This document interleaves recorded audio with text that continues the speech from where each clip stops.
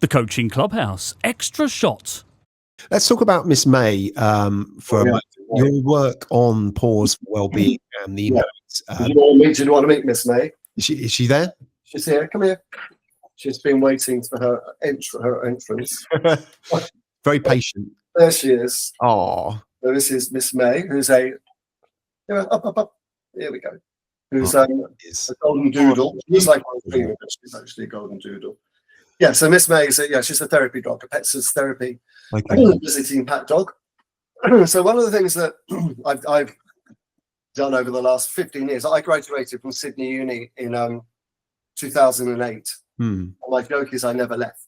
And the reason I say that is because every single year, virtually apart from COVID, since I graduated, I've attended like the world's leading conferences on coaching psychology and positive psychology. So I've invested in my continual learning over the years. And in 2019, I went to the World Congress on Positive Psychology in Melbourne. And I met a lady called Ros Rhymes, who had 2 therapy dogs, well-being dogs with Rafa and Flash. And at that point, I was just thinking about getting a puppy. I moved back from the UK to London. So I moved back from Australia to London. And then I just moved from London down to the South Coast, where I'm based now. And I had the South Downs. I had a house with a garden. You know, I had an opportunity to have a dog. And so I met Ros and her 2 canine companions, and thought, wow, you know, I'm going to get a dog, but I'd never thought about linking a dog to my work on well-being. That never occurred to me. And so long story short, I went home, started to look at getting a litter of puppies, and the mother of the litter I chose was a therapy dog. So I thought, well, that's got to be a sign, stars have aligned on that one. And so we got May in 2019, and she's absolutely gorgeous. Her temperament, very, very calm. I mean, she's like any puppy, a bit naughty, but she was, but always had such a lovely, lovely temperament. And so in 2021, I got May assessed as a therapy dog through Pets Therapy. And we started doing some work in children's homes and care homes for the elderly initially. And then since 2022, May's been an accredited volunteer with the National Health Service at our local hospital. So and she goes on to the acute stroke ward, which is a fairly intense environment, as you can imagine, both for the patients and for the people who work there. And that's her regular spot, is to go into the hospital to the acute stroke ward. And so we do that we haven't been in the last month, but we normally go a couple of times a month. And to a care home as well. Have you noticed that from a coaching perspective, when Miss May is part of that, have you noticed that clients open up more or differently when she's around? Yeah, well, I guess from the work we do from a dog therapy perspective, I mean, it's all about her. It's not really about me. I mean, when they assess us when the dog is assessed, they assess how you are together, obviously. So it's my relationship with May is really important. When I go into a hospital or we go into a care home, I'm there to add value. I'm not there to create any agendas, and I'm very present, and I ask lots of questions, and I use many coaching skills, if you like, in that context. And May just brings this sense of joy and amusement. She generates, I call it a perma pup, PERMAH, because she generates positive emotions, which is the P of perma. She gets people engaged and focused, and they get very much in the moment. You can see how relationships get enhanced when she comes into an environment.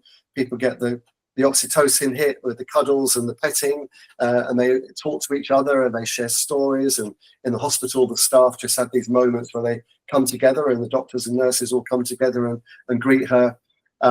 She gives a sense of meaning and purpose, I think, to people who work in those environments. And generally sort of contributes to people's physical and mental well-being, which is a lovely thing to do. From a coaching perspective, there's a couple of examples. You'll see behind me is a picture of May. Maybe you can just see it on behind me. And I can't tell you, and it's just there. But how many clients? I had my first meeting online. Most of my coaching would be done online.